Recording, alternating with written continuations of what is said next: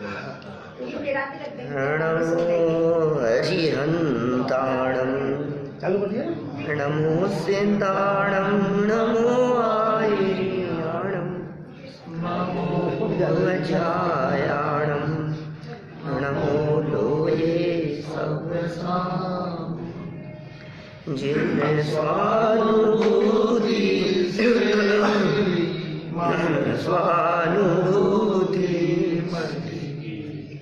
श्री विमल धारा जैन श्रुत आनंद अमृत रस भरी समता प्रवाह भावती रागादि विकल्प तोड़ी के माँ सरस्वती प्रतिभाव वंदन दृष्टि निज में जोड़ी के दृष्टि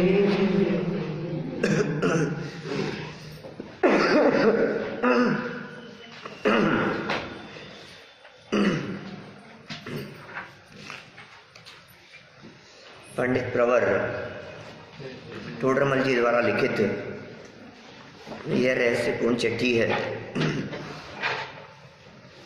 सुंदर और मार्मिक प्रकरण चल रहा है। मानो शिष्य ने ऐसा प्रश्न किया हो कि भाई आत्मा तो अमूर्तिक है और इंद्रियां मूर्तिक को ग्रहण करती है और हमारे मतिश्रुत ज्ञान है,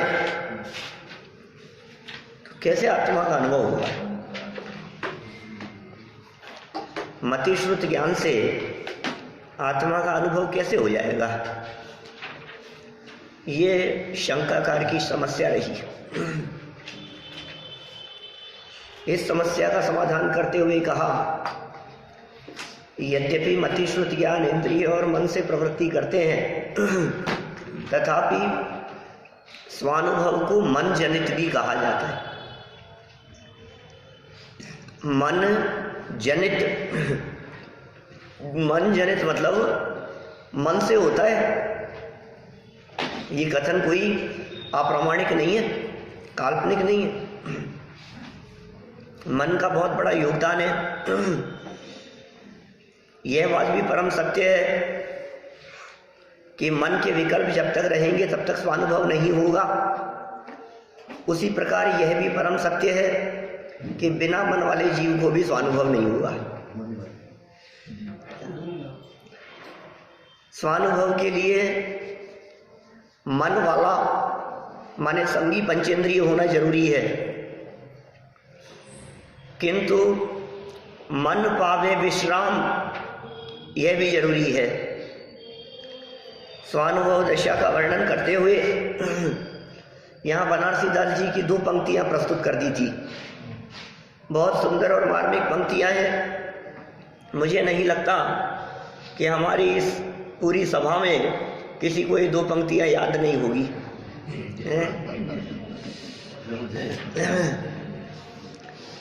वस्तु विचारत ध्यावते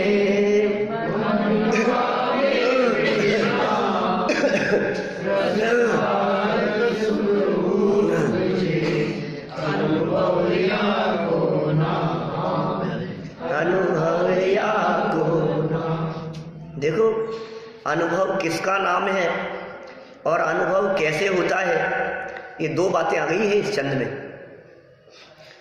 अनुभव किसे कहते हैं और अनुभव करने की विधि क्या है, इन दोनों बातों का वर्णन यहाँ कर दिया गया। सबसे पहले तो वस्तु विचारत। आप सोचना जरा अपने मन में। मुझे मालूम है यहाँ से उठ के जाने के बाद में आपने नहीं सोचा होगा कुछ भी, मुझे पूरा भरोसा है इस बात पर। वस्तु विचारत, वस्तु का विचार करना पड़ेगा। वस्तु स्वरूप का विचार ये बहुत महत्वपूर्ण चीज है। ज्ञानी के हृदय में, ज्ञानी के विकल्पों में निरंतर वस्तु स्वरूप का ही विचार वर्तता है। जे जे जड़ चेतन की परिणति ते अनिवार्य परिणमे, वैसे ये वस्तु स्वरूप का विचार है। एक द्रव्य दूसरे द्रव्य का कर्ता धर्ता नहीं है, उसमें कोई हस्तक्षेप नहीं करता, ये वस्तु स्वरूप का विचार है। पर में मेरी रंच मात्र भी नहीं चलती, ये वस्तु स्वरूप है।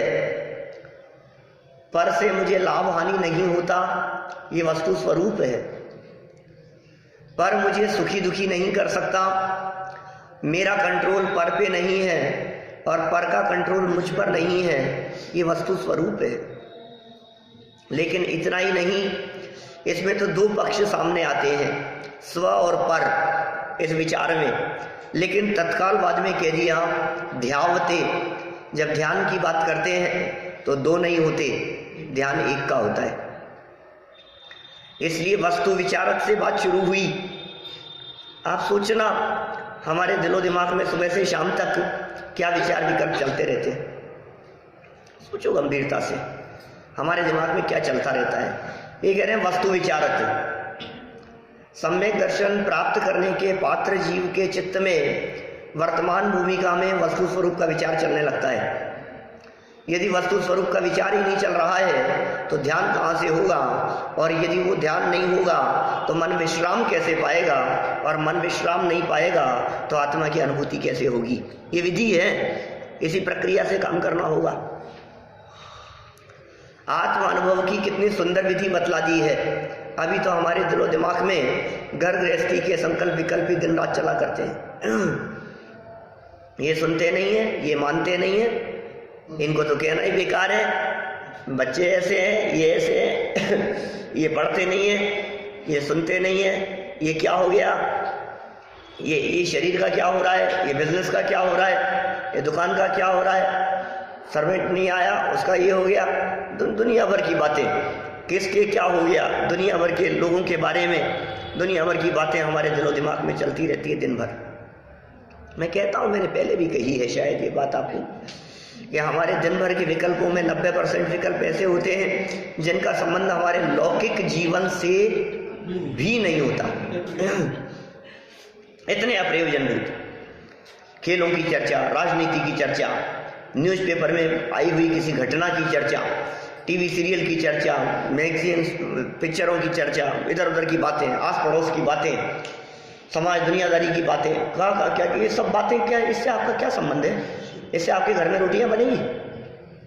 इससे आपकी रोटियों का क्या लेना देना है? इससे आपके रोटी कपड़े मकान का क्या संबंध है? कुछ भी नहीं। 90% विकल्प ये चल रहे हैं।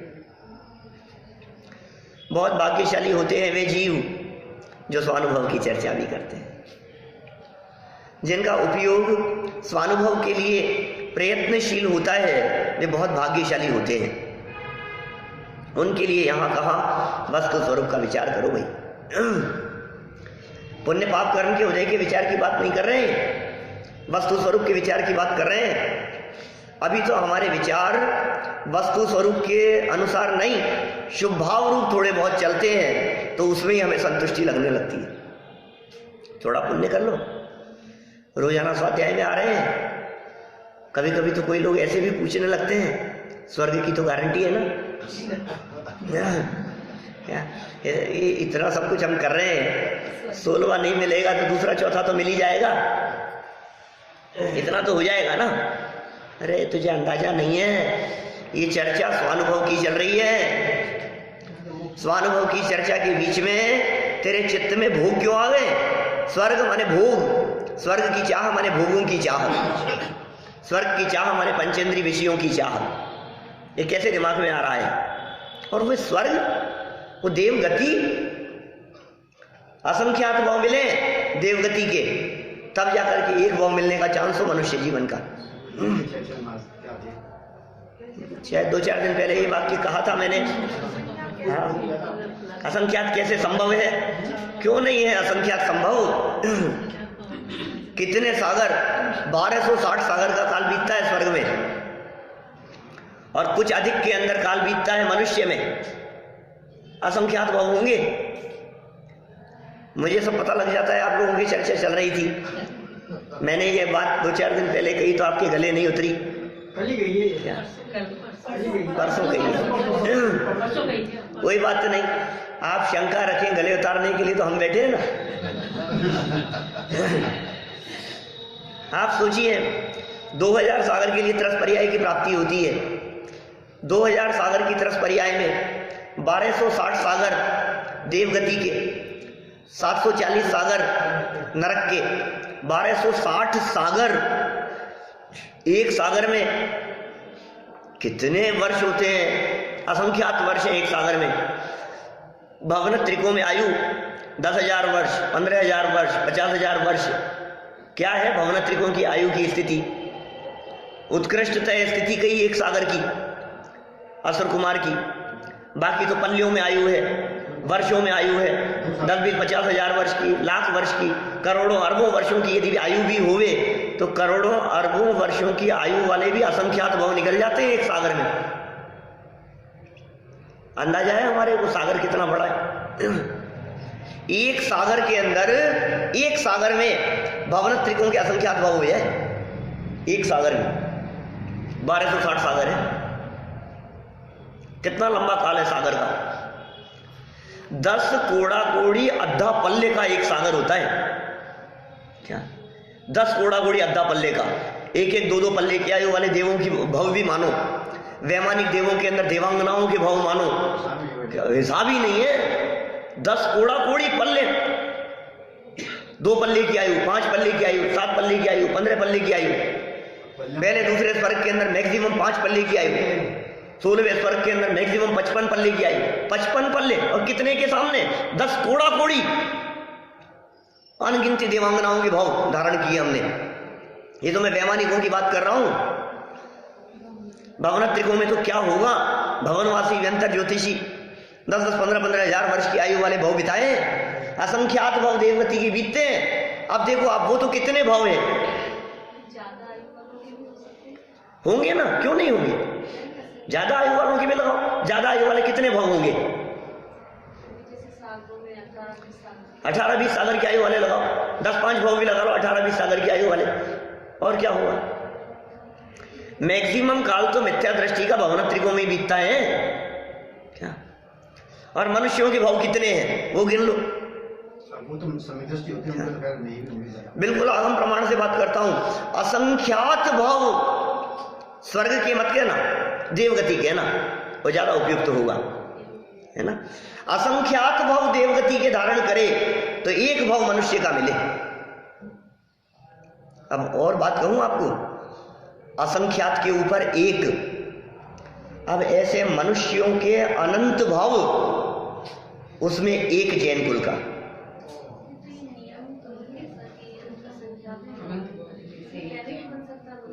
हाँ बन सकता है ना, लेकिन तो भी जितने भी मनुष्य भाव होंगे ना, वो असंख्यात के ऊपर एक भारी पड़ेगा, इतना होगा।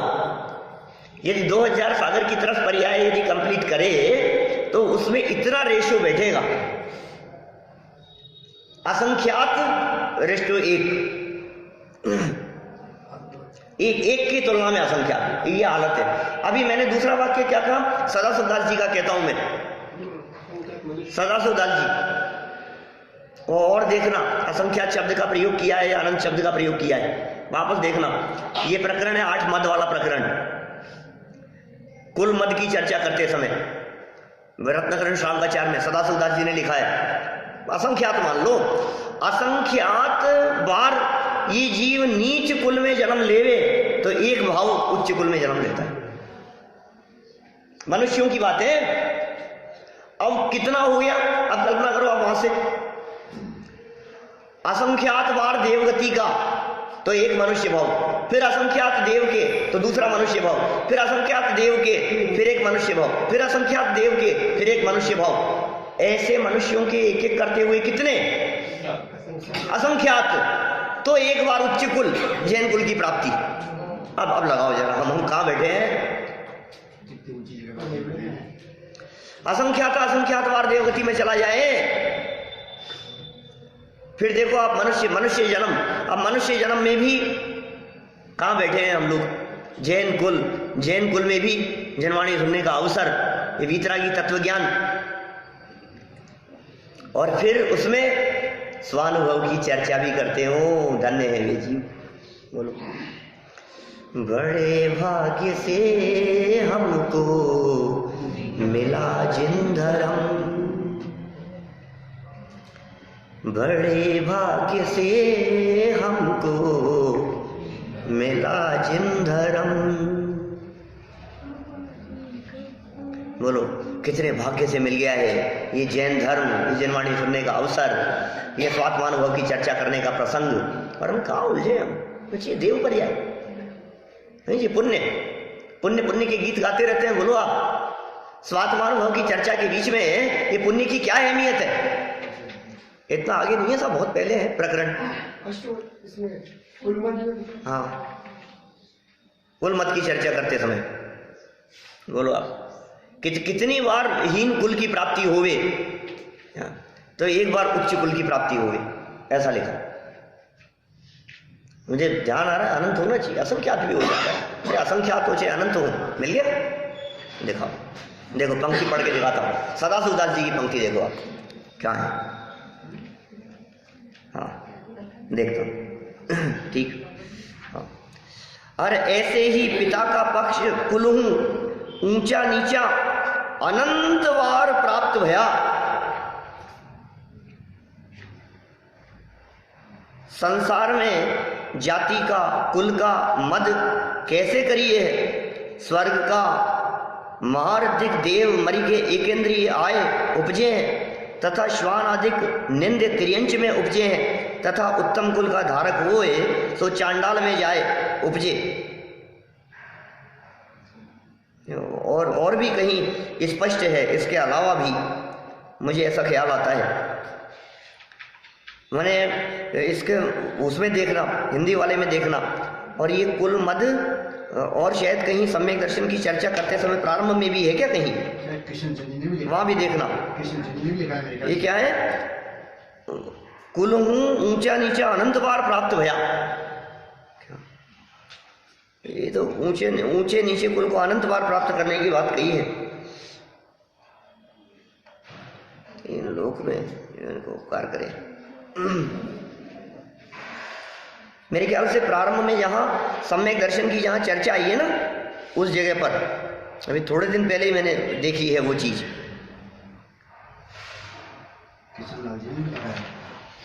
मिलेगी आपको, वहां मिलेगी। देखो आप ये प्रकरण सम्यक दर्शन के संदर्भ में, सम्यक दर्शन की महानता आदि के जो प्रकरण है ना, प्रारंभ में जो प्रकरण दिया है 70-80 पेज के आसपास, वहाँ उस जगह पर ये प्रकरण है। अब ये ढूंढारी वाला है, मैंने हिंदी वाले का तो मेरे को थोड़ा तत्काल ख्याल में आता है। हिंदी वाला उसमें देखा आपने?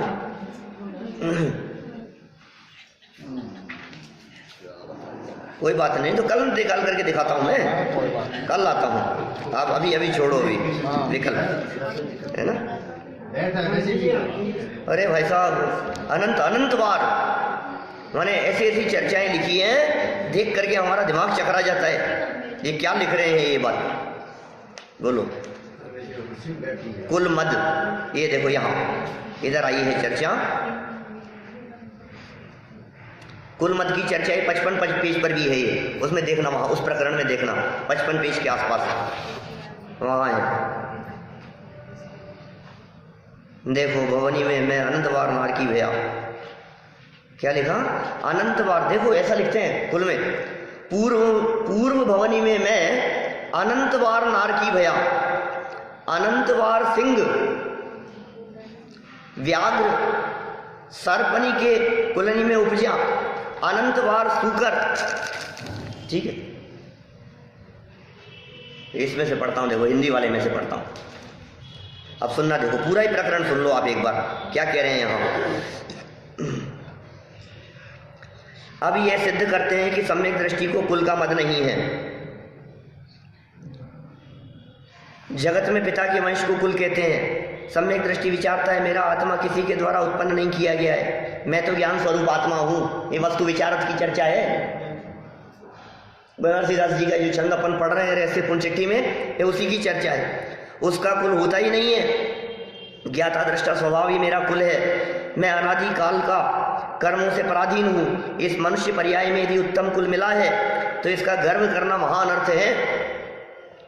पूर्व भाव में अनंत बार नार की हुआ, अनंत बार सिंह, व्याघ्र, सर्पों के कुलों में पैदा हुआ। अनंत बार सूकर, कुकर, गीदड़, गधा, अनंत बार ऊंट, भेड़, भैंसा, सियाल इत्यादि के कुलों में पैदा हुआ। अनंत बार म्लेच्छों के, मनुष्य गति के, समझना, अनंत बार म्लेच्छों के, भीलों के, चांडालों के, चमारों के, धीवरों के, कसाईयों के कुलों में पैदा हुआ।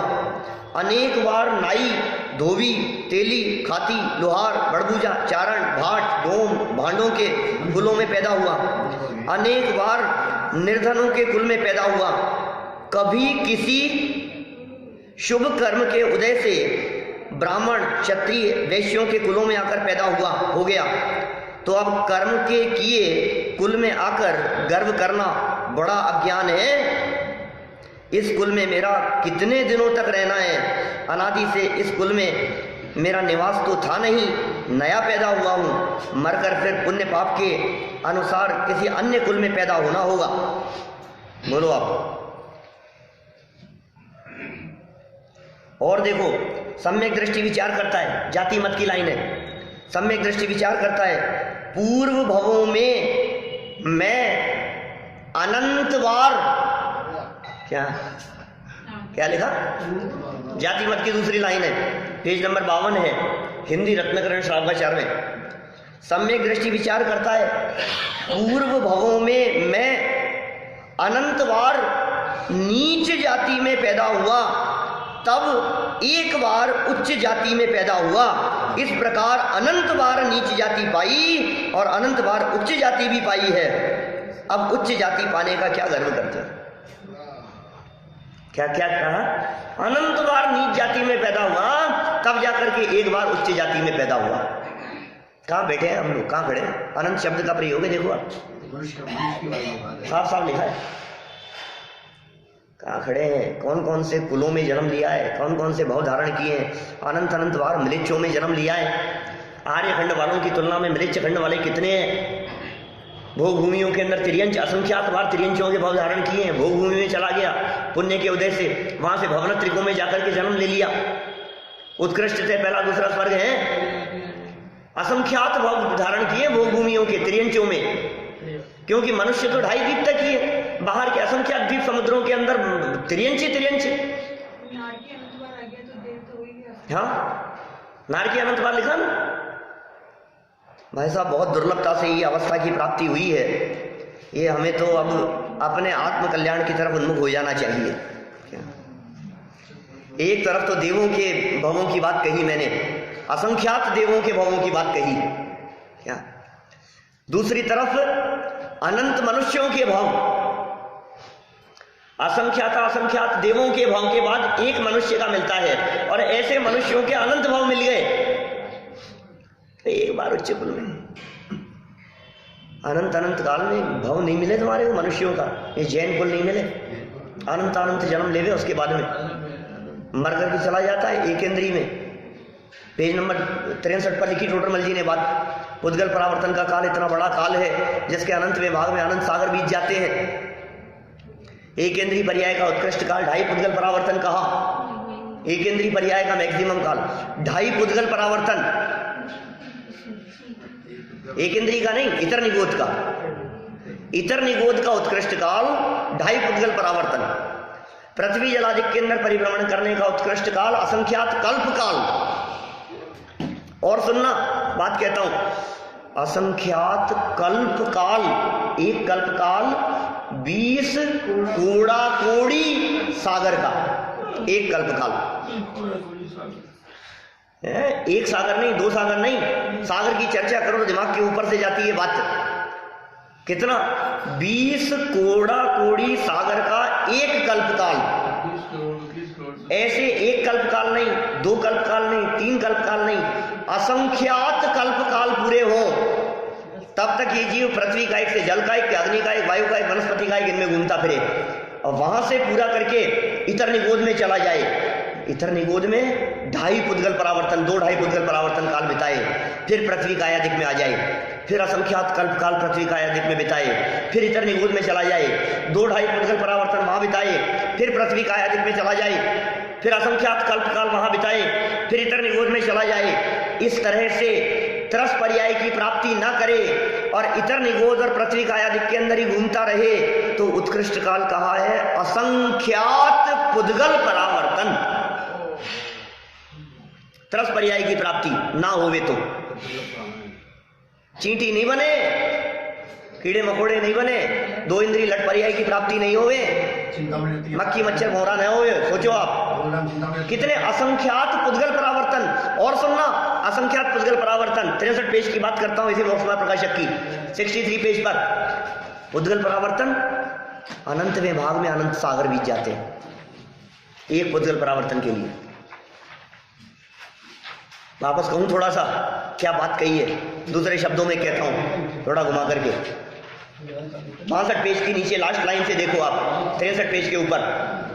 पुद्गल परावर्तन का काल इतना बड़ा काल समझना कि जिसके अनंतवें भाग में अनंत सागर बीत जाते हैं। इसका भाव वासन कराऊं थोड़ा सा, क्या है स्थिति। अनंत सागर एक बार, अनंत सागर फिर दोबारा बीते, फिर अनंत सागर तीसरी बार पूरे हो, फिर अनंत सागर बीते, फिर अनंत सागर बीते, फिर अनंत सागर बीते, फिर अनंत सागर पूरे हो, फिर अनंत सागर पूरे हो। ऐसे अनंत अनंत अनंत सागर, अनंत सागर, अनंत सागर, अनंत सागर, अनंत सागर, अनंत सागर, अनंत सागर, अनंत सागर, अनंत सागर, अनंत सागर, अनंत सागर, कितनी बार, अनंत बार पूरे हो, अनंत अनंत सागर, तब जाकर के एक पुद्गल परावर्तन होता है। और ऐसा एक पुद्गल परावर्तन नहीं, ऐसे असंख्यात पुद्गल परावर्तन तक आपको लट बनने का चांस नहीं मिले। चिंतामणि रत्न के समान कह दिया दुर्लभ। मुझे मालूम है बहुत सारे लोगों के बाल उड़ रहे हैं, ऊपर से जा रही है बात। आपको पहले तो आ रही है, लग रहा है कि अब ये मीडिया इसको भी होगा नहीं, होगा ही होगा। अब वो 2 इंद्रिय पर्याय, फिर 3 इंद्रिय पर्याय, फिर 4 इंद्रिय पर्याय, क्या फिर पंचेंद्रिय, सैनी सैनी अवस्था की प्राप्ति। सैनी पंचेंद्रियों के अंदर भी नार की नहीं, त्रियंच नहीं, देव नहीं, मनुष्य भाव की प्राप्ति। मनुष्यों में भी हीन जाति कुल वाला नहीं। अरे कितने भाव और कितने कुल गिना दिए इन्होंने, लाइन लगा दी इन्होंने। नाई हो गया, बढ़ई हो गया, खाती हो गया, ये हो गया, लोहार हो गया, चमार हो गया, क्या गजब कर दिया इन्होंने सदा सुखदास जी ने। कितने हैं जैन, सोचो तो सही आप। और फिर जैन कुल में जन्म ले लिया, वही बात तो नहीं। और जैन कुल में जन्म ले लिया और फिर कहता है किसने देखे आलू में जीव। जमाना बदल गया है साहब, रात्रि भोजन अभी आजकल तो साहब अब तो दिन जैसा प्रकाश रहता है। कौन समझाए इसको, क्या करें, समझ में आती नहीं। मंदिर आने लग गया तो अपने आप को मान समझने लग गया। रोजाना मंदिर आता है तो कहता है मैं बहुत बड़ा काम कर रहा हूं। अभी तो मैं तो बात बहुत आगे की कहने वाला हूं। ये मंदिर आता है रोजाना, रोजाना पूजन करता है, रोजाना स्वाध्याय में आकर के बैठता है, तो ऐसा समझता है कि मैं बहुत बड़ा काम कर लिया। और कोई कुछ कहे तो कहता है इससे ज्यादा क्या जान लोगे क्या, इतना तो करता हूं। पहले तो रोजाना बस दर्शन करके चला जाता था, आजकल तो 2 घंटा सुबह देता हूँ, शाम को भी दोबारा आता हूँ। इससे ज्यादा क्या करोगे आप, इससे ज्यादा क्या होगा। आप क्या चाहते हो, सब छोड़ छाड़ करके इसी में लग जाए। चलो कोई बात नहीं, हम तो ये कहते हैं इतना सब कुछ करते हुए आपको कैसा फील हो रहा है। गुड, बहुत अच्छा। अरे साहब मजा, बहुत अच्छा भाई साहब, ये शुभ में संतुष्टि है, ये स्वानुभव की बात है। संतुष्ट होने का नहीं है इसमें। परसों गोष्ठी थी हमारी, गोष्ठी की अध्यक्षता थी मेरी, शुभाशुभ भावों के ऊपर, पुण्य पाप के ऊपर, समय सार का पुण्य पाप अधिकार। बहुत सुंदर चर्चा, सारे विद्वानों का ग्रुप है, बहुत सुंदर चर्चा चली। कहाँ अटका है ये जीव। अब मैं कहता हूँ इससे थोड़ा सा और आगे बढ़ो, आपको कैसा लगने लगता है। सोचो अभी आपका 3 घंटा रोजाना स्वाध्याय चलता है, 3 की जगह 6 घंटा चलने लगे तो आप क्या कहोगे, यार मजा आ रहा है, क्या लाइफ हो गई है? बहुत अच्छा हो गया है। अभी आपने रात्रि भोजन का त्याग किया, रात को पानी पीने का भी त्याग कर दो, गजब है भाई। किसी व्यक्ति के जीवन को देख करके, अपने जीवन को देख करके रात को पानी पीना छोड़ दिया, इसका त्याग कर दिया, उसका त्याग कर दिया, बाजार का छोड़ दिया, मर्यादा में भोजन करते हैं, पता है चटाई पे सोते हैं, अष्टमी चतुर्दशी को ऐसा ऐसा नियम का पालन करते हैं, ऐसा संयम से रहते हैं, धीरे धीरे करके मोबाइल उपयोग में लेना छोड़ दिया, ये त्याग कर दिया, वो त्याग कर दिया। हम भी कहते हैं और लोग भी कहते हैं जीवन तो देखो यार क्या गजब जीवन है, ऐसा लगता है गजब ही जीवन है भाई, जीवन तो इनका है भाई साहब, घर में रहते हुए मनेराजों जैसा जीवन है, जीवन तो इनका है। क्या देख रहे हो आप, आपका लक्ष्य क्या है, ये सब। अच्छा फिर इससे बाद में आगे ऊपर बढ़ करके क्या होगा, और रंगीन कपड़े पहनने का त्याग कर दिया, सफेद ही पहनता हूं मैं तो बस। फिर क्या किया कि कुर्ता पजामा ही छोड़ दिया, अब तो बस दुपट्टा ओढ़ता हूं और कुछ नहीं, इसके अलावा कुछ नहीं। और आगे बढ़ करके दुपट्टा भी उतार दिया, पीछे कमंडल हाथ में आ गए। बोलो बहुत बड़े साहब, तो गजब जीवन है भाई, इन्होंने तो कहां से कहां पहुंच गए साहब, धन्य है धन्य है साहब, ये तो धन्य है। ये कह रहे हैं ऐसी अवस्था 28 मूल गुणों का निरतिचार पालन, क्या मुनि व्रत धार अनंत बार ग्रह उपजायो, पे निज आत्म ज्ञान बिना सुख लेश न पायो। अब बोलो आप, आपकी मंजिल क्या है और ये क्या दिखा रहे हैं थोड़ा मंजिल। निज आत्म ज्ञान बिना, शुभ भाव में तो संतुष्टि हो रही है, और क्या है पुण्य में तो अटक रहे हैं, पुण्य से ऊपर उठ करके तो हमने सोचा ही नहीं, उससे ऊपर उठ करके तो विकल्प भी नहीं आते हैं हमारे को, आते हैं इतने विकल्प कि शुभ भाव करने योग्य नहीं है। बोलो गुरुदेव से लोग पूछते थे कि साहब शुभ भाव तो करने योग्य है ना, क्या शुभ छोड़ करके पाप करें क्या, फिर शुभ करने योग्य तो है ना। अभी हमारी जब तक शुद्धोपयोग ना हो तब तक तो शुभ करने योग्य है। बोलो सिद्धांत तो ये रखो, ये भी छोड़ने लायक है। बोलो क्या जवाब होगा आपका, क्या जवाब होगा, जब तक शुद्धोपयोग ना हो, क्या भाई साहब, जब तक शुद्धोपयोग न हो तब तक तो शुभ करना चाहिए ना, करना नहीं चाहिए, तब तक तो करने योग्य है ना। तो पता है क्या जवाब देते थे, वो कहते थे जब तक शुद्ध भाव में न जाओ तब तक शुद्ध भाव का प्रयत्न करना योग्य है, शुद्ध भाव के लिए प्रयत्न करना योग्य है। बस हम ये नहीं कहेंगे कि शुभ करना योग्य है, हम तो यही कहेंगे तुम्हारा शुभ भी ऐसा हो जो शुद्ध के लिए प्रयत्न हो, क्या प्रयास वो होना चाहिए था। स्वामी जी लिखा है तो अटके हैं हम तो, बोलो शुभ में ही अटके हुए हैं। हमें तो पुण्य समझ में आता है, पुण्य की महिमा आती है। सोचो जैसे भोगों की महिमा आती है, जैसे बाह्य संपत्ति में महिमा आती है, जैसे अच्छे कपड़ों में मजा आता है, वाह क्या ठाट, ये भी ऐसा ऐसा जिसको लगता है, इसका मतलब ये है अभी आत्मा कोसों दूर है, अभी किस चीज का आनंद आ रहा है हमारे को, ये सब पुण्य के उदय का ठाट है, और लेना देना क्या है। ये पुण्य के उदय से क्या होगा, थोड़ा बहुत व्रत नियम संयम का पालन कर लिया, त्याग तपस्या कर ली, मर करके देवगति में चला जाएगा, फिर भोगों में उलझ जाएगा, और क्या होगा, फिर मनुष्य बनने को तरसेगा, फिर मनुष्य के लिए तरसेगा, और फिर मनुष्य होकर के फिर कहेगा काश देवगति मिल जाए। देव बन करके मनुष्य दशा चाहते हैं, और ये मनुष्य सोचता है काश मुझे देवगति की प्राप्ति हो जाए, पुण्य चाहता है, पुण्य चाहता है। कैसा पुण्य सोचो, और सुनो इस पुण्य के संदर्भ में, जिस पुण्य को देखकर तुम्हारा मन ललचाता है, जिस भोग सामग्री वैभव और इन सब को देख करके हमारा मन आकर्षित होता है, क्या लिखा आचार्यों ने, ये सुनो भाई, ऐसा पुण्य असंगी दशा में चक्रवर्ती के बेटे होने जैसा बांध लिया था। किसने, भरत चक्रवर्ती के बेटों ने, 923 बेटे, क्या भरत चक्रवर्ती के 923 बेटे नित्य निगोद से निकले थे, 13 पर्याय में आए, एक आध पर्याय बीच में, एक पर्याय इंद्रगोप नाम के कीड़े हो गए, 2 इंद्री पर्याय धारण करी और हाथी के पैर के नीचे कुचले गए, और मर करके चक्रवर्ती के बेटे, तीर्थंकर के पोते, कामदेव के भतीजे, अंतिम कुलकर नाभि राय के परपोते, क्या प्रथम गणधर ऐसे वृषभ सेन के भतीजे हैं, और कैसी दशा की उन्होंने प्राप्ति कर ली, कैसा पुण्य, चक्रवर्ती के बेटे होने रूप पुण्य कहाँ बांधा था उन्होंने, 2 इंद्रिय पर्याय में ऐसा पुण्य बांध लिया। कितनी पूजाएं की होगी पुण्य करने के लिए, कितने उपवास किए होंगे उन्होंने जिससे ऐसा पुण्य, इतना गजब पुण्य बांधा भाई, क्या पुण्य बांधा है उन्होंने। अब हम कह रहे हैं कि तू ये मनुष्य पर्याय प्राप्त करके, ये जनवाणी की चर्चा करके भी तू ये सोचे मुझे ऐसा पुण्य बन जाए कि यार मुझे तो ये मिल जाए। ये मनुष्य भाव किसी भोग सामग्री की प्राप्ति के लिए, ऐसा पुण्य बांधने के लिए, आत्मा का अनुभव करने के लिए ये चर्चा, किसी और के लिए नहीं है। अनंत काल बिताया है, अनंत काल बिताया है स्वानुभव के बिना, रोता ही रहा हूं मैं। क्या है पंक्ति, स्वानुभव के बिना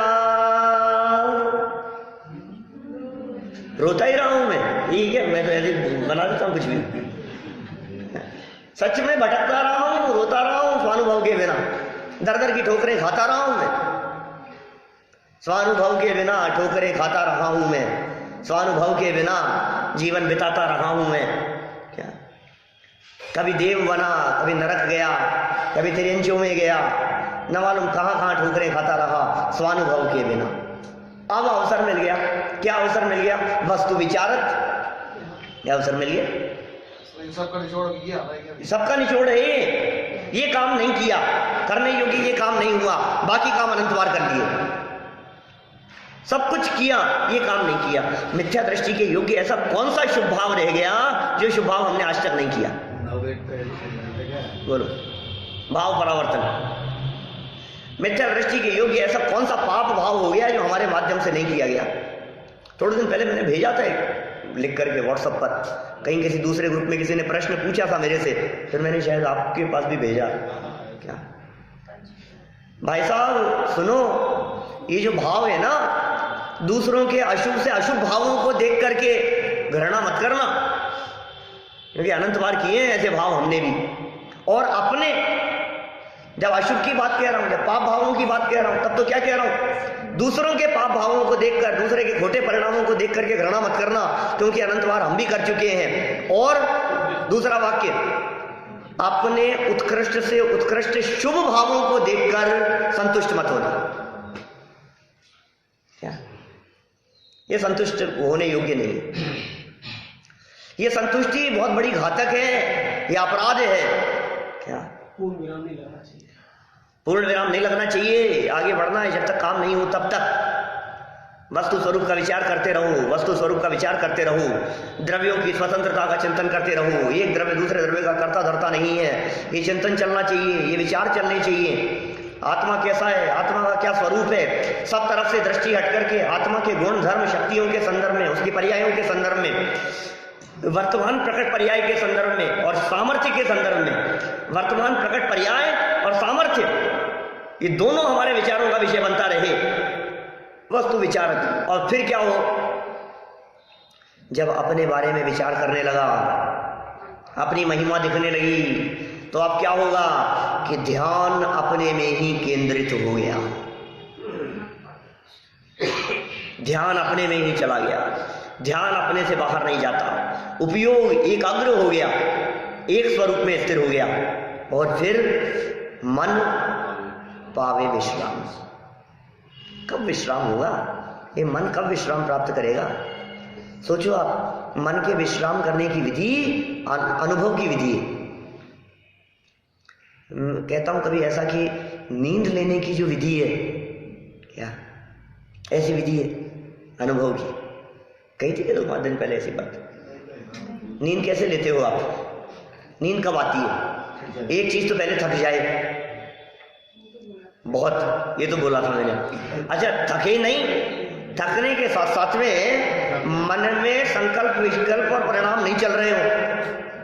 क्या जब तक मन में दिमाग में कुछ ना कुछ उथल पुथल चलती रहेगी तब तक नींद नहीं आएगी। कि साहब रात भर नींद नहीं आई, कि क्यों, क्या हुआ, कि दिमाग में यही चलता रहा, उसका क्या होगा, उसका क्या होगा, उसका क्या होगा। तेरे दिमाग में ये चलता रहेगा तो नींद कैसे आएगी। क्या नींद कब आएगी? जब वो शांत होगा। शांत चित्तास तएव साक्षात अमृतम पिबंती। 69 नंबर का कलश है अमृत चंद्राचार्य का, समय सार का। साक्षात अमृत का पान वे करते हैं कौन?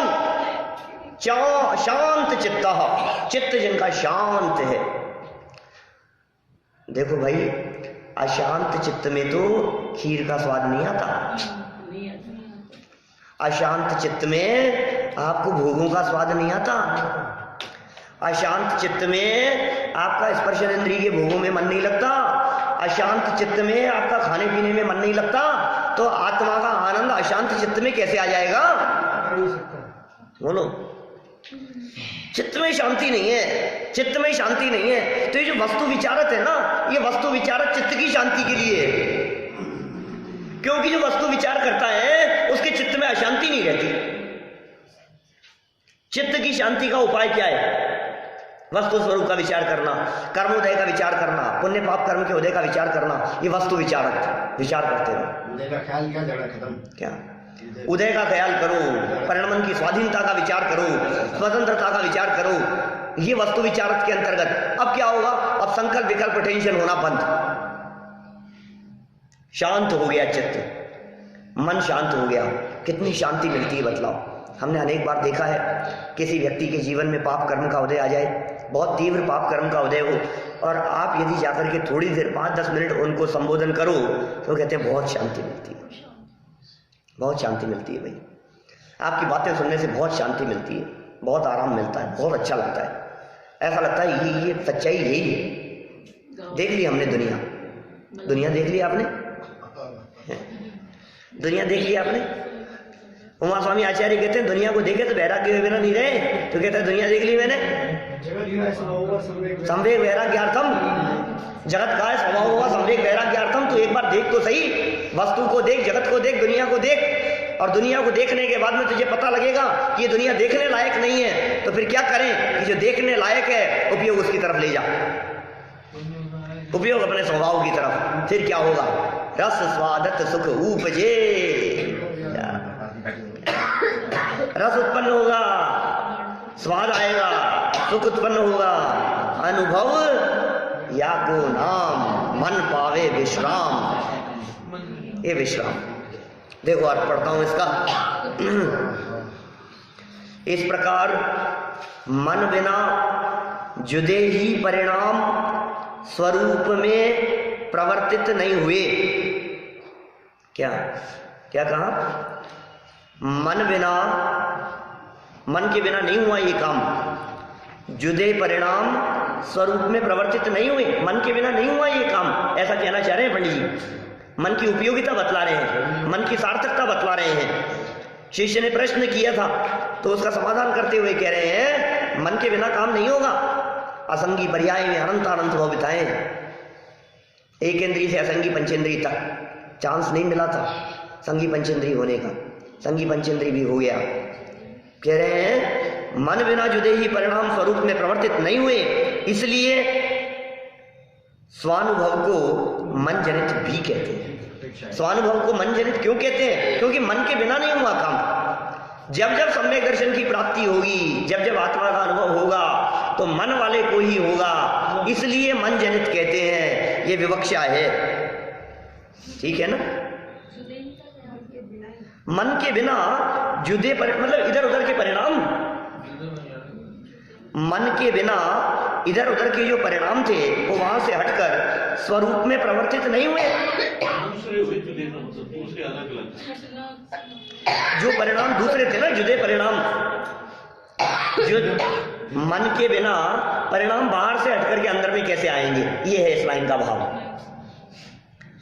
मन के बिना बाहर से हटकर परिणाम अंदर में कैसे आएंगे? इधर उधर की बातों से हटकर आपका उपयोग, जो चिंतन चलने लगे आत्मा के संदर्भ में, वो चिंतन तो मन में चलेगा, मन के बिना कैसे प्रवर्तित होंगे? इसलिए स्वानुभव को मन जनित भी कहते हैं। अतः अतीन्द्रिय कहने में शिष्य की ऐसी शंका थी कि साहब अनुभव अतीन्द्रिय है और मति श्रुति ज्ञान इंद्रिय मन वाले। अब कैसे होगा? और हमारे मतिश्रुत ज्ञान है, तो इन्होंने कहा अतीन्द्रिय कहने में और मन जनित कहने में कुछ विरोध नहीं है, विवक्षा भेद है। कभी हम कहते हैं मन से होता है और कभी हम कहते हैं मन से नहीं होता। उदाहरण दिया था, मन से काम नहीं होता। ट्रेन का उदाहरण दिया था कल हमने, बस वही बात है। बैठना भी होगा, उतरना भी होगा। नाव में बैठना भी होगा, नाव से उतरना भी होगा। कपड़े धोने के लिए साबुन लगाना भी होगा और साबुन को धोना भी होगा। कि धोना ही था तो लगाया काहे को था, और लगाया था तो फिर रहने दो ना। क्या? अरे नहीं भाई, ऐसा ही स्वरूप है। लगाना और धोना नए प्रमाण आदि के विकल्पों के माध्यम से वस्तु स्वरूप का विचार, निर्णय, और फिर उसके बाद सर्व विकल्पों का शमन और आत्मा के अतीन्द्रिय आनंद का रसास्वादन। फिर देखो, तथा तुमने लिखा, ऐसा कहकर के उनकी चिट्ठी की कुछ बातें और लिखी है। विषय अभी यही चल रहा है, अतीन्द्रिय आनंद का, प्रत्यक्ष परोक्ष अनुभूति का। हम कल इसके बारे में और आगे चर्चा करेंगे। अभी की बात को यही।